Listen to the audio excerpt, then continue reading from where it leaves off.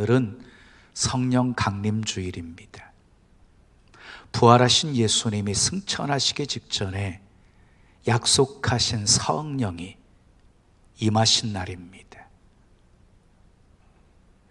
부활하시고 난 후에 50일째 되는 날 일어났다고 해서 오순절 성령 강림이라고 합니다. 기독교 역사에서 이 성령 강림의 사건은 대단한 축복이고 은혜입니다. 성령 강림으로 인하여서 교회가 시작이 되었습니다. 그리고 놀라운 구원의 역사가 시작이 되었습니다. 그런데 여러분, 이 성령 강림의 사건은 우연히 발생한 사건이 아닙니다. 하나님의 약속의 성취였습니다. 요엘서 2장 28절 29절 말씀 우리 함께 읽어요. 시작. 그 후에 내가 내 신을 만민에게 부어주리니 너희 자녀들이 장래일을 말할 것이며 너희 늙은이는 꿈을 꾸며 너희 젊은이는 이상을 볼 것이며 그때에 내가 또 내 신으로 남종과 여종에게 부어줄 것이며 그랬어요. BC 835년경에 요엘 선지자를 통해서 하나님께서 만민에게 성령을 부어주시겠다고 약속하신 그 약속의 성취였습니다. 자, 예수님께서 십자가에 달리시기 직전에 제자들에게 당신의 죽음을 알리시면서 이렇게 말씀하십니다. 요한복음 14장 16절 읽어요. 내가 아버지께 구하겠으니 그가 또 다른 보혜사를 너희에게 주사 영원토록 너희와 함께 있게 하시리니 보혜사 성령을 주셔서 너희와 영원토록 함께 있게 하겠다라고 말씀하십니다. 자, 그리고 요한복음 20장 22절에 보면은요, 부활하신 예수님이 제자들에게 나타나셔서 너희에게 평강이 있을지어다 라고 말씀하시고 그 다음에 하신 말씀이 성령을 받으라 라고 말씀하십니다. 성령을 받으라. 그리고 사도행전 1장 4절을 보면 예수님께서 승천하시기 직전에 말씀하신 거예요. 예루살렘을 떠나지 말고 내게서 들은 바 아버지께서 약속하신 것을 기다리라 하고 말씀하십니다. 여러분, 그 약속하신 것이 무엇입니까? 성령입니다. 성령. 자, 보세요. 예수님이 십자가에 죽으시기 직전에 성령에 대해서 말씀하셨지요. 부활하신 후 제자들에게 나타나셔서 하신 말씀이 성령 받으라였지요. 그리고 승천하시기 직전에 예루살렘 떠나지 말고 약속하신 성령을 기다리라고 하셨죠. 가장 중요한 그런 시기에 예수님이 성령을 말씀하셨어요. 계속 성령을 말씀하셨어요. 그래서 제자들은 예루살렘을 떠나지 않고 마가의 다락방에 모여서 마음을 같이하여 저녁 기도하기를 힘씁니다. 열흘 동안 기도합니다. 약속하신 성령을 기다립니다. 오순절날 불의 혀같이 갈라지는 성령이 임합니다. 모든 사람이 다 성령의 충만함을 받게 되어집니다. 성령의 말하게 하심을 따라서 방언으로 말하게 되어집니다. 성령으로 충만해진 사람들이 가는 곳마다 복음을 전합니다. 귀신이 떠나갑니다. 병든 자가 고침받습니다. 놀라운 이적과 기적이 일어나게 되어집니다. 구원받는 수가 날마다 더해지게 됩니다. 성령의 역사였습니다. 우리가 모인 이곳이 마가의 다락방이 되기를 예수님의 이름으로 축원합니다. 그래서 이곳에 모이는 모두가 성령으로 충만하게 되기를 축복합니다.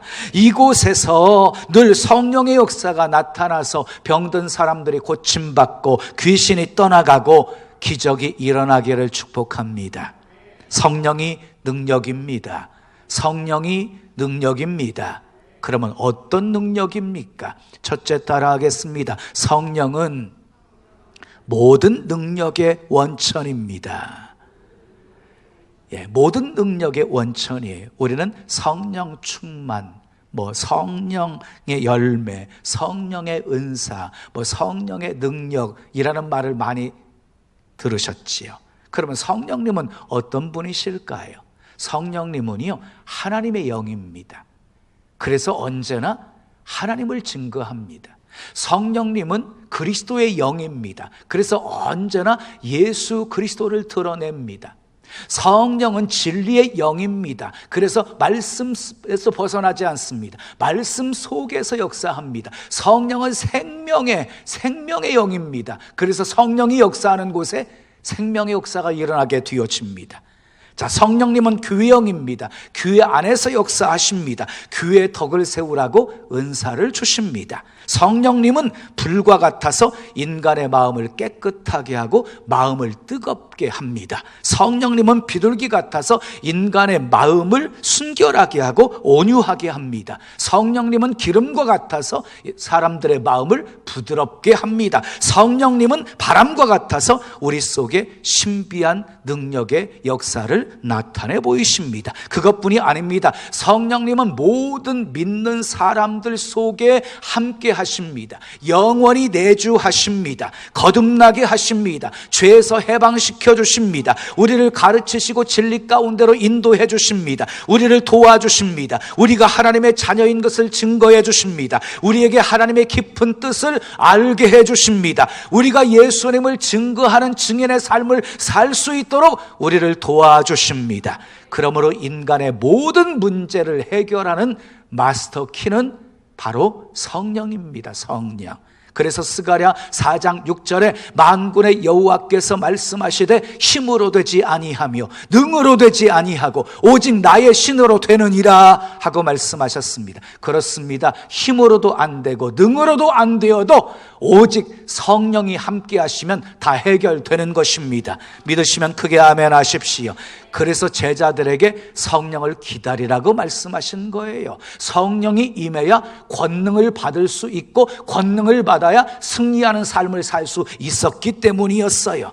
자, 그러면 우리도 성령을 기다려야 할까요? 아닙니다. 우리는 성령을 기다릴 필요 없어요. 왜냐? 이미 우리는 성령을 받았기 때문입니다. 성령으로 아니하고는 누구든지 예수를 주시라 고백할 수 없다고 하셨어요. 그래서 사도 바울은 고린도전서 12장 3절에서 성령으로 아니하고는 누구든지 예수를 주시라 할 수 없느니라라고 말씀하신 거예요. 여러분, 예수님이 여러분들의 구주이심을 믿으시면 아멘 하십시오. 아멘 하신 분들은 이미 성령 받은 거예요. 성령 받았기에 예수님을 주시라고 할 수 있는 것이에요. 그러면 또 물어보겠어요? 그러면 여러분들은 권능을 받았습니까? 금방 아멘이 적어졌어요. 자, 성령 받은 것은 분명한데 권능을 받았느냐는 질문에는 대답이 망설여집니다. 왜냐하면 자기 자신을 보면 권능이 없는 것처럼 생각되어지기 때문입니다. 근데 여러분 기억하세요. 예수님께서 분명하게 말씀하셨어요. 성령이 너희에게 임하시면 너희가 권능을 받고 그랬어요. 그러니까 성령이 우리에게 임한 순간 우리는 뭘 받게 되었다는 거예요? 권능을 받게 되었다는 거예요. 성도님들 중에요, 귀신을 무서워하는 사람들이 있어요. 마귀를 무서워하는 사람들이 있어요. 마귀는 우는 사자같이 두루다니면서 삼킬 자를 찾고 있다는 것이 분명한 사실이지요. 그러나 우리에게는요, 마귀를 물리칠 수 있는 능력이 있어요. 예수 그리스도의 이름에 능력이 있잖아요. 예수 이름으로 명령하고 선포하면 마귀는 다 떠나가게 되어 있어요. 근데 마귀를 물리치는 권능만 있습니까, 우리에게? 아닙니다. 마가복음 16장 17절에서 18절 말씀 읽어보세요. 시작. 믿는 자들에게는 이런 표적이 따르니 곧 그들이 내 이름으로 귀신을 쫓아내며 새 방언을 말하며 뱀을 집어 올리며 무슨 독을 마실지라도 해를 받지 아니하며 병든 사람에게 손을 얹은 즉 나으리라 그랬어요. 믿는 사람들에게는요, 이런 권능들이 있다는 것이에요. 그런데 우리에게 이런 권능이 나타나지 않는 이유가 무엇입니까? 우리의 삶에 이런 권능이 나타납니까? 나타나지 않는 이유가 무엇인가요? 그 권능을 사용하지 않기 때문이에요. 왜 권능을 사용하지 않는 것이에요? 특별한 사람만이 사용하는 것이라고 생각하기 때문이에요. 근데 성경을 보세요.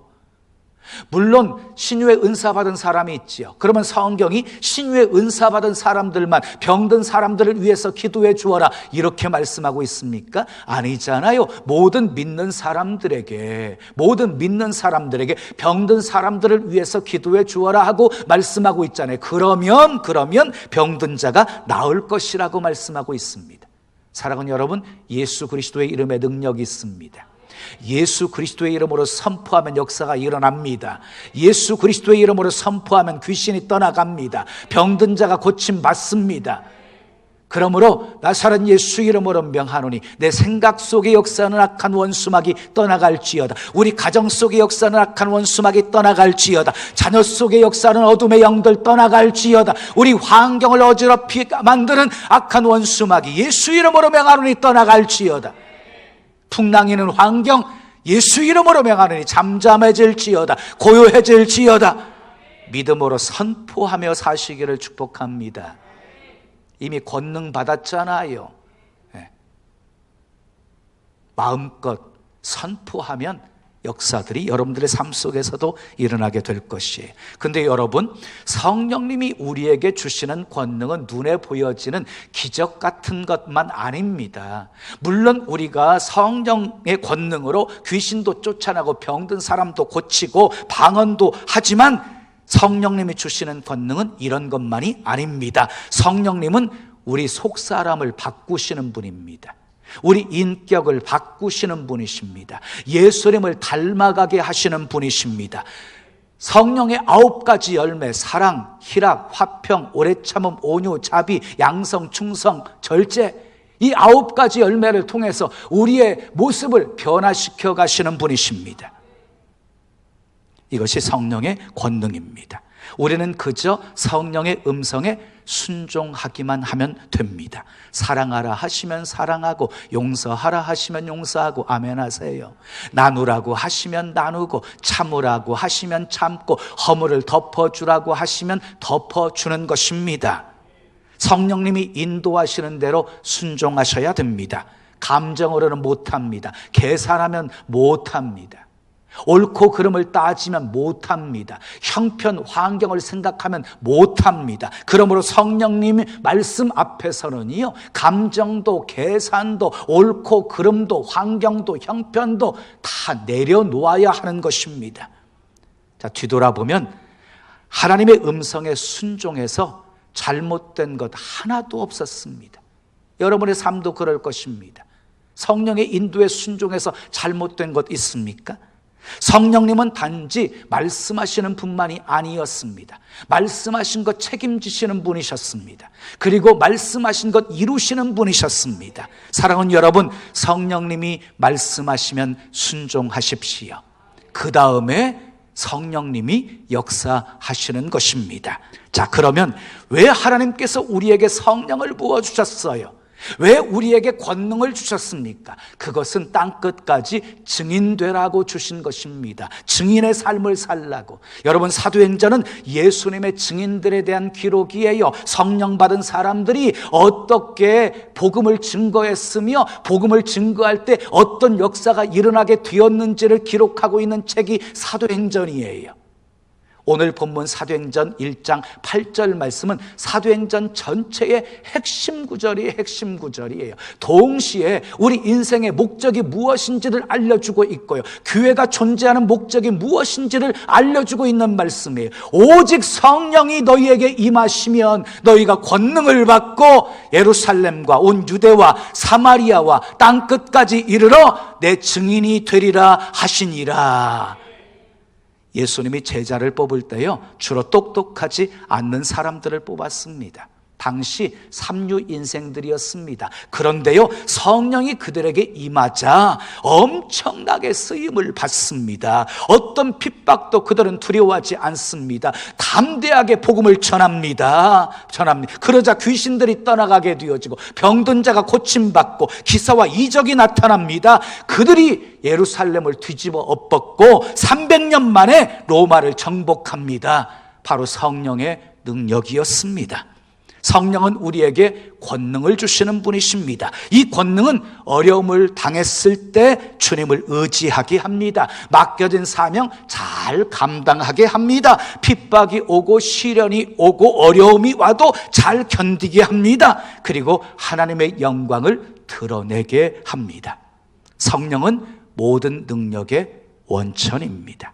두 번째 따라하겠습니다. 성령은 비전을 품게 하는 능력입니다. 자, 비전을 품게 하는 능력, 사도행전 2장 17절 말씀 우리 함께 읽습니다. 시작. 하나님이 말씀하시기를 말세에 내가 내 영을 모든 육체에 부어 주리니 너희의 자녀들은 뭐 할 것이요 예언할 것이요 너희 젊은이들은 환상을 보고 너희 늙은이들은 꿈을 꾸리라 그랬어요. 성령은 자녀들로 하여금 예언하게 만든대요. 청년들로 하여금 환상을 보게 해준대요. 그리고 노인들로 하여금 어떻게요? 꿈을 꾸게 해준대요. 나이가 문제가 아니에요. 성령은 노인들도 꿈을 꾸게 합니다. 꿈이 있는 사람은 꿈이 없는 한 민족보다 더 강합니다. 모세는 80세에 꿈을 꾸었습니다. 그리고 이스라엘 백성들을 출애굽시키고 민족을 살립니다. 성령은 우리로 꿈을 꾸게 하십니다. 비전을 품게 하십니다. 축복의 통로가 되는 비전을 품으십시오. 우리로 인하여서 열방이 주께 돌아오는 비전을 품으십시오. 여러분, 성령이 주시는 꿈과 비전이 있어야, 성령이 주시는 꿈과 비전이 있어야 멋진 인생을 살게 되어지는 것입니다. 자, 여러분, 성령의 사람들을 보세요. 한결같이 공통적인 특징이 있어요. 미래지향적이라는 거예요. 아주 소망적이라는 것이에요. 그런데 우리의 말을 생각해 보세요. 현재형으로 말할 때가 얼마나 많습니까? 현재형으로 말할 때가. 창세기 18장에 보면 하나님께서 아브라함에게 나타나셔서요, 이렇게 말씀하십니다. 내년 이맘때 내 아내 사라가 아들을 안으리라 하고 말씀하십니다. 사라가 장막문에서 이 말씀을 듣고 속으로 웃으면서 말합니다. 내가 노쇠하였고 내 주인도 늙었거늘 내게 무슨 즐거움이 있으리요. 이때 아브라함의 나이가 99세였습니다. 사라의 나이는 89세였습니다. 사라의 경수가 끊어진 상태였습니다. 사라는 현재형으로 말하고 있습니다. 나는 나이가 많습니다. 나는 경수가 끊어졌습니다. 내 남편 아브라함도 늙었습니다. 그래서 아들을 낳을 수 없습니다. 사라의 말이 맞습니까? 틀립니까? 맞습니다. 이성적으로 맞는 말입니다. 그러나 하나님의 말씀과는 정반대되는 말입니다. 우리는 어떻습니까? 사라처럼 현실만 말할 때가 얼마나 많습니까? 현재형으로 말할 때가 얼마나 많습니까? 이래서 힘들다, 저래서 어렵다, 이래서 못한다, 저래서 안 된다. 현재형으로 말합니다. 결론은요, 불가능하다는 것입니다. 소망이 없다는 것입니다. 현실을 보면 맞는 말이지요. 상식적으로는 맞는 말이지요. 세상 이치로 보면 맞는 말이지요. 그러나 하나님의 말씀과는 정반대되는 말입니다. 여러분 기억하세요. 사람은 할 수 없어도 하나님은 다 하실 수 있습니다. 믿으시면 크게 아멘 하십시오. 그렇다면 아브라함이 99살이고 사라가 89세여도 하나님께서 내년 이맘때 아들 안을 것이다 라고 말씀하셨으면 그것을 이루시는 분이 하나님이십니다. 하나님의 역사는 언제나 미래형입니다. 어려운 일을 당한 성도님들과 이렇게 가끔 말씀을 나눌 때가 있어요. 말씀을 듣다 보면요, 다 현재형으로만 말해요. 다 맞는 말이지요. 그러나 하나님이 원하시는 말은 결코 아니에요. 저는요, 언제나 하나님의 역사를 말하려고 하고, 그리고 미래를 말하려고 힘씁니다. 현재가 아무리 어려워도, 아무리 힘들어도 하나님은 반드시 우리를 도우시고, 아멘, 지키시고, 인도해 주시고, 구원하시고, 존귀하게 하시는 분이시기 때문입니다. 성도의 고난은 고난으로 끝나는 법이 없습니다. 성도의 고난은 반드시 영광으로 끝납니다. 크게 아멘.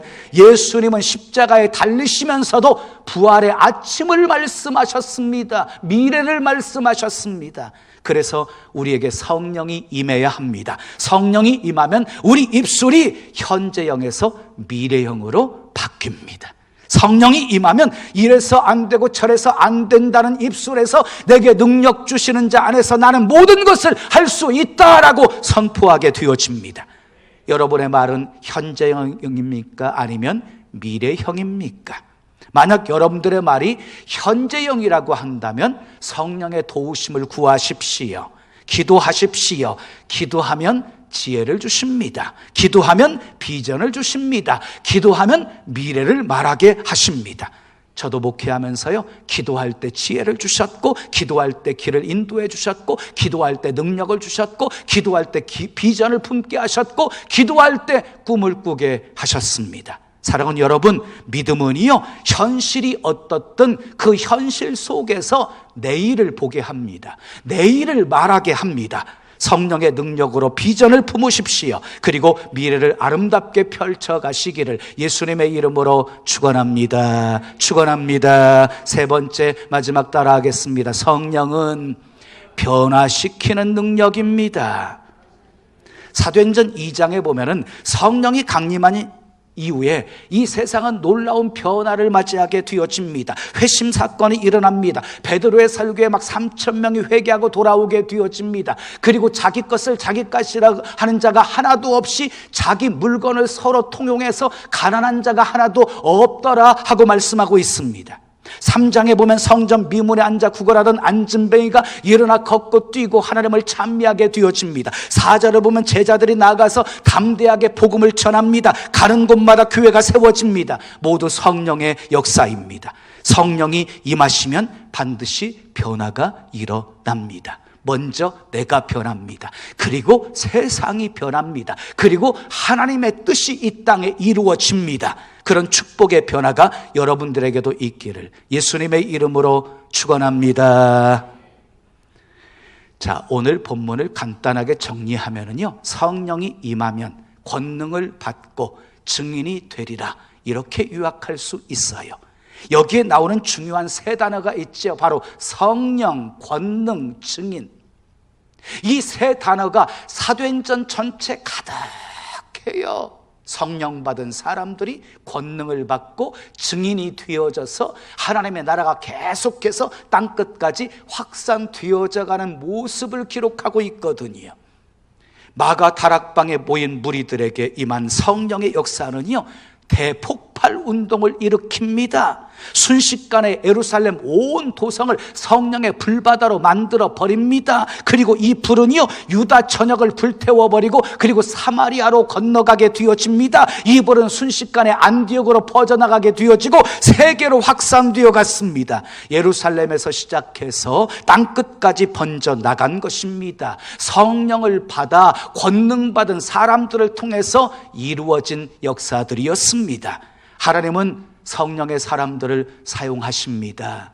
하나님은 성령 받아 권능 받은 사람들을 사용하십니다. 스데반을 통해서 복음이 유다의 울타리를 넘게 하셨습니다. 사도 바울을 통해서 복음이 세계로 확산되게 역사해 주셨습니다. 주님은 지금도 성령 받고 권능 입은 사람들을 찾고 계십니다. 우리에게 꼭 필요한 것은 성령의 능력입니다. 그래서 사도 바울은 술 취하지 말라, 이는 방탕한 것이니 오직 성령의 충만함을 받으라 하고 말씀하신 것입니다. 성령은 권능입니다. 성령은 능력입니다. 그러므로 성령으로 충만하게 되어지면 능력으로 충만하게 되어지는 것입니다. 지금 우리는 영적 전쟁 중입니다. 이 마귀가 끊임없이 우리를 유혹하고 우리를 넘어뜨리고 무너뜨리려고 하고 있습니다. 우리 힘으로는 귀신과 마귀 싸워서 이길 수 없습니다. 그러나 성령님이 도와주시면 능히 이길 수 있습니다. 어떻게 갈릴리 시골 청년들이 예루살렘을 뒤엎고 로마를 정복할 수 있었습니까? 성령의 능력이었습니다. 성령은 모든 능력의 원천입니다. 성령은 비전을 품게 하는 능력입니다. 성령은 변화시키는 능력입니다. 성령 충만 받읍시다. 그래서 여러분 모두 성령이 능력임을 체험하시고 성령의 바람을 일으키시고 땅끝까지 증인되어 사시기를 예수님의 이름으로 축원합니다. 축원합니다.